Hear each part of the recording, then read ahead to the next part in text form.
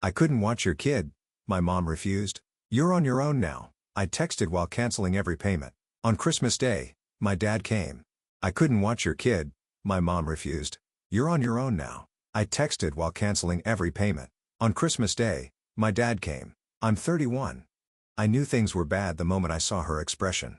My mother, Margaret, was sitting on the couch with Lisa's kids looking healthier than I'd seen her in months. For a woman who was supposedly too frail to watch my daughter, Mia, for a single night, she seemed to be doing just fine with my sister's 3 children. My stomach dropped. Everything froze. The laughter died when they spotted me in the doorway. My mother's face paled for a split second before she recovered, pasting on that smile I'd seen 1,000 times before. Jake, what a surprise. I wasn't expecting you, she chirped, bouncing my nephew on her knee. I couldn't speak. The envelope of cash in my hand, the extra money for utilities I'd brought over, suddenly felt like a lead weight. My eyes darted between my mother, Lisa's kids, and my dad, who slumped deeper into his recliner, avoiding my gaze. You said you couldn't watch Mia because of your health. I finally managed my voice tight. The room went silent. My mother hesitated, but Lisa, always ready with an excuse, jumped to her defense. Too much on her plate, she said. Wouldn't want her to overdo it. My blood pressure spiked. A familiar pressure built behind my eyes. I repeated her words back to her, keeping my voice low. She was literally babysitting right now. My mother sighed, rubbing her temple like I was causing her stress. The irony wasn't lost on me. She explained that it was different, that Lisa needed her help. Raising kids alone isn't easy. The floor disappeared beneath me. 32 years of being second best crystallized in that single moment. I asked her point blank if Lisa, who had never paid a single bill in her life, who mom had bent over backward for since we were kids, needed her more than I did. Silence crashed down around us. My father shifted uncomfortably. Lisa rolled her eyes. And my mother? She just shook her head as if I was being ridiculous. Not like that, she insisted. But it was exactly like that. My jaw clenched tight enough to crack teeth. Everything suddenly made sense. My mother's supposed illness wasn't about health. It was about control. She didn't want to risk me cutting off the money flow, so she lied. She manipulated me.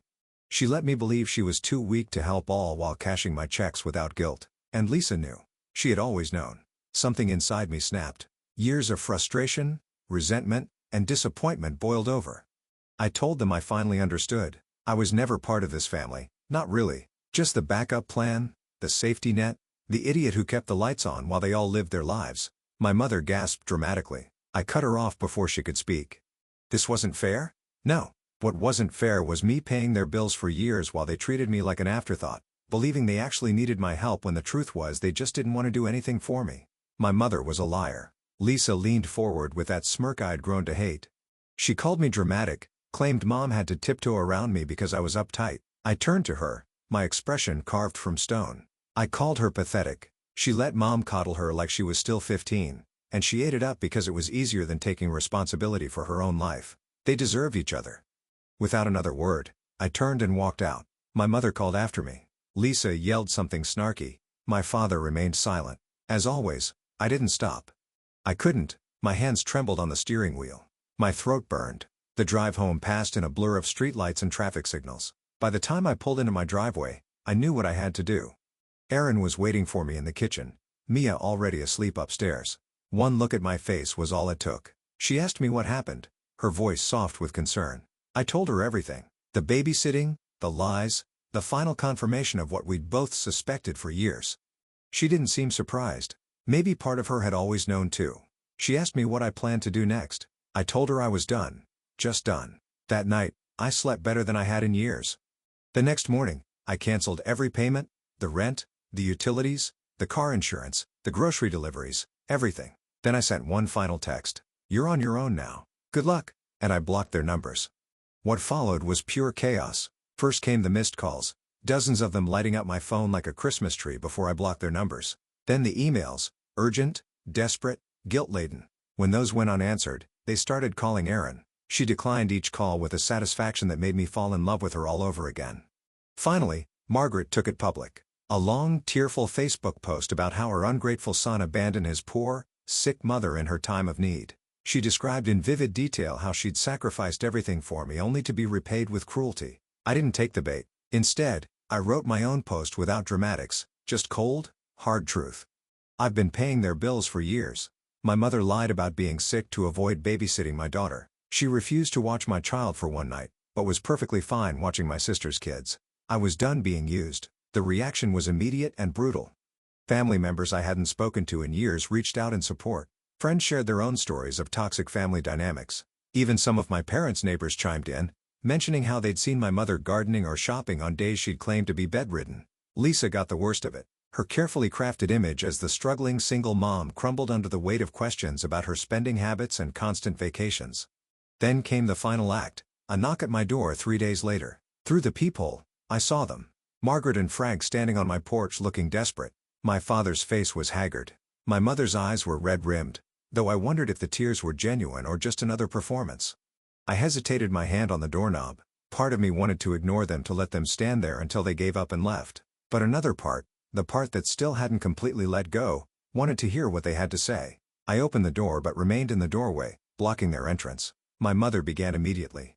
Her voice broke as she pleaded for us to talk, reminding me they were my parents. I told them to talk, not moving from my position. My father cleared his throat. "Son, your mother is devastated. We both are. We never meant to hurt you. You didn't mean for me to find out," I corrected him. "There's a difference." My mother reached for my arm, but I stepped back. "Sweetheart, I know you're upset, but cutting us off like this, it's cruel. We can't make our rent this month. The electric company is threatening to shut off our power. Is that what you want? Your parents living in the dark." The guilt trip was so predictable, so transparent that I almost laughed. "You have options," I said calmly. "Dad can get a job. You can downsize to a smaller place. Lisa can finally start contributing. Or you can keep playing these games and see where that gets you." My mother's expression hardened. "After everything we've done for you, this is how you repay us, by throwing us out on the street. What exactly have you done for me, Mom? Name one thing from the past decade that wasn't about what I could do for you." Silence. My father looked away. My mother's mouth opened and closed, but no words came out. That was what I thought I told them. They had made their choice. Now they could live with it. I shut the door. For the first time in my life, I was truly free. No more guilt. No more manipulation. No more chasing love that was never really there, and it felt damn good. The next few weeks were surprisingly peaceful. Erin and I took Mia to the beach for a long weekend. We started looking at houses in a different school district, something we talked about for years but never pursued. I got promoted at work partly because I could finally focus without constant family emergencies distracting me. But, of course, life is never that simple. The gossip reached me through well-meaning co-workers and distant relatives. My parents were spreading rumors that I'd had some kind of mental breakdown. Lisa was telling anyone who would listen that I'd always been unstable and money-obsessed. My aunt called me one evening. She skipped the pleasantries, telling me immediately that they were saying I'd lost it. Margaret was telling everyone I was having some kind of midlife crisis. I sighed, leaning back in my office chair. I asked her if she was surprised. "Not even a little," she admitted. She knew my mother. She couldn't stand losing control. My aunt had always seen through my mother's manipulations. It was why they barely spoke anymore. I asked her how bad it was. "Bad enough," she told me. They were apparently being evicted next month. Frank tried to get his old job back at the hardware store, but they weren't hearing. Lisa had been asking everyone for loans, but people were starting to connect the dots. A twinge of something, not quite guilt, but close, passed through me. I told her it wasn't my problem anymore, but my voice lacked conviction. My aunt was quiet for a moment. She agreed it wasn't and acknowledged I'd done more than enough. She just thought I should know what was being said. After we hung up, I sat in silence watching the sunset through my office window. Was I a bad son? A cruel person?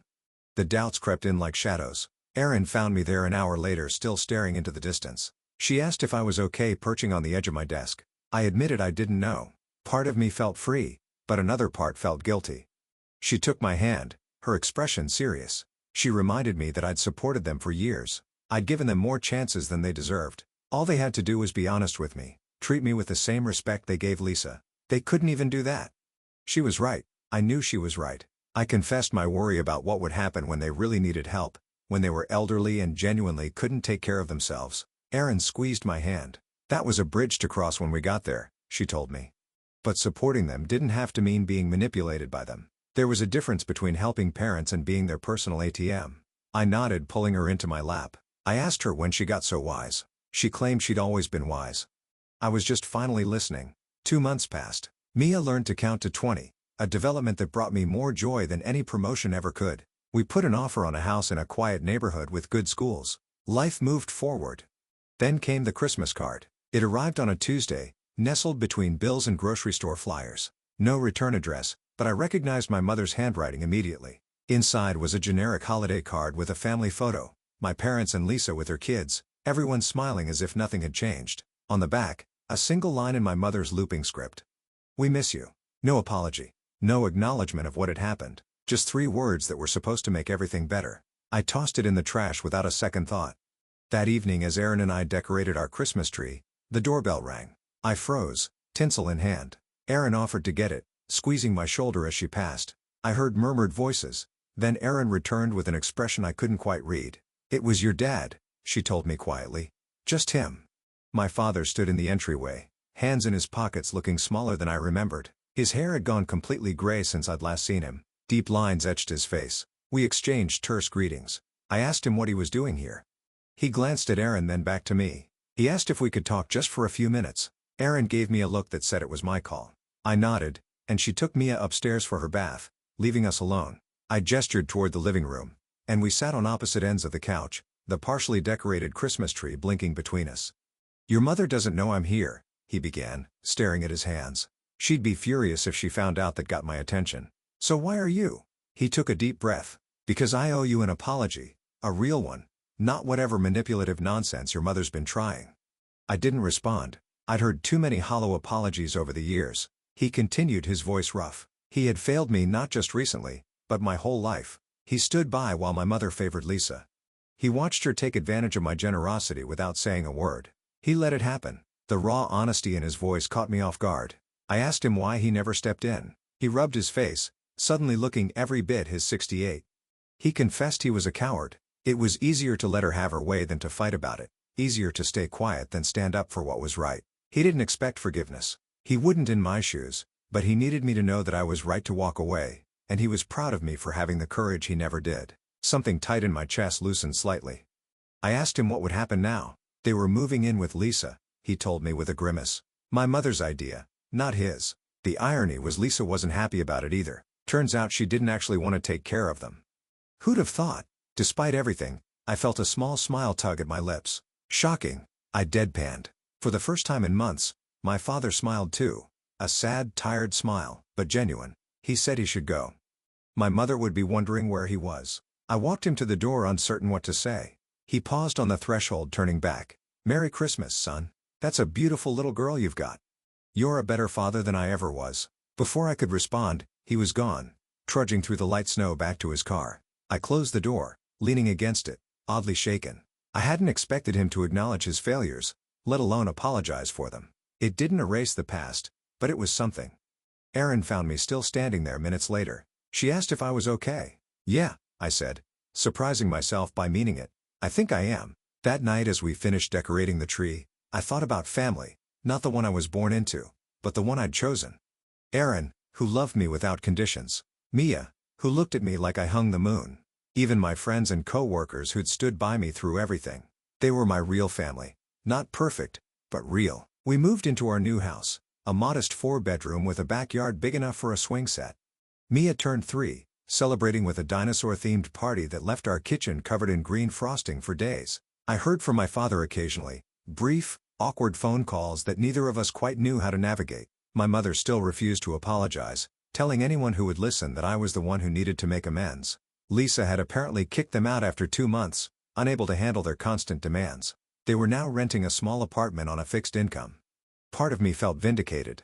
They were finally facing the consequences of their actions, but another part felt sad, not for them exactly, but for what could have been, for the relationships we might have had if things had been different. One sunny Saturday, as I pushed Mia on her new swing set, my phone buzzed with a text from an unknown number. "It's Lisa. Can we talk?"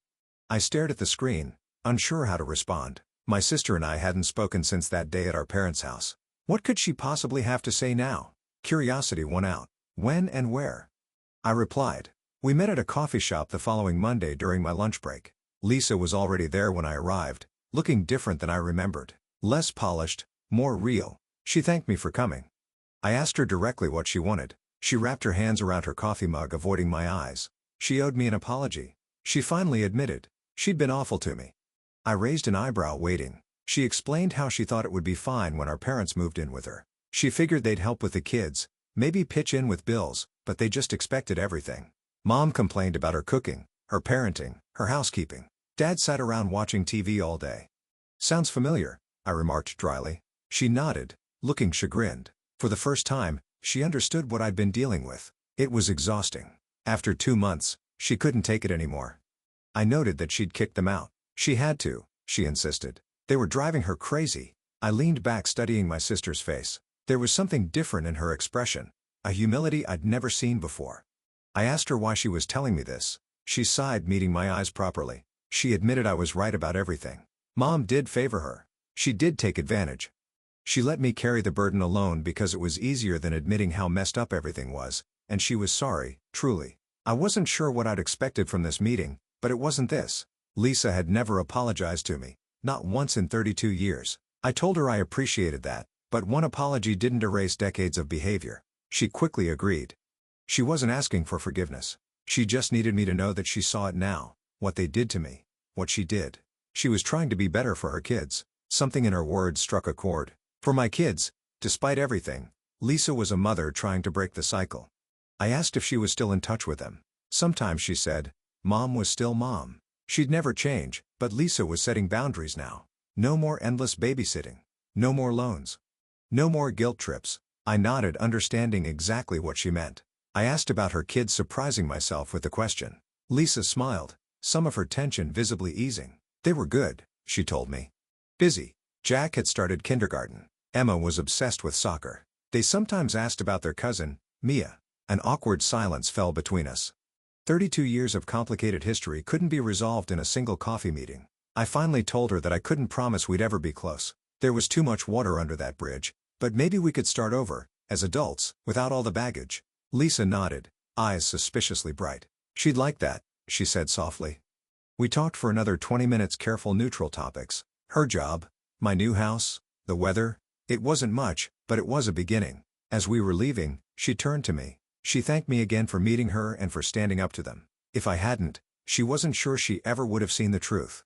I nodded, not quite ready to say you're welcome, but acknowledging her words. Walking back to my office, I felt lighter somehow. Not because everything was fixed, it wasn't and might never be, but because I'd finally broken free of the patterns that had defined my life for so long. I wasn't the family ATM anymore. I wasn't the forgotten son, the reliable one who never got the recognition he deserved. I was just Jake, husband, father, and man finally living on his own terms. That night, as I tucked Mia into bed, she looked up at me with her mother's eyes. Daddy, she said sleepily, are you happy? I kissed her forehead, breathing in the sweet scent of her shampoo. Yes, sweetheart, I said. I'm very happy. And for the first time and as long as I could remember, it was completely true.